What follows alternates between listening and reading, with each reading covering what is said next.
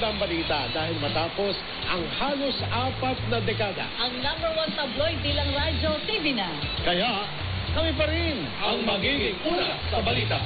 Hindi lang basta balita. Siyempre, pati entertainment.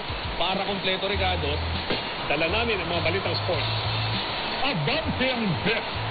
Balita. Entertainment. Sports Talk. Abante ang best.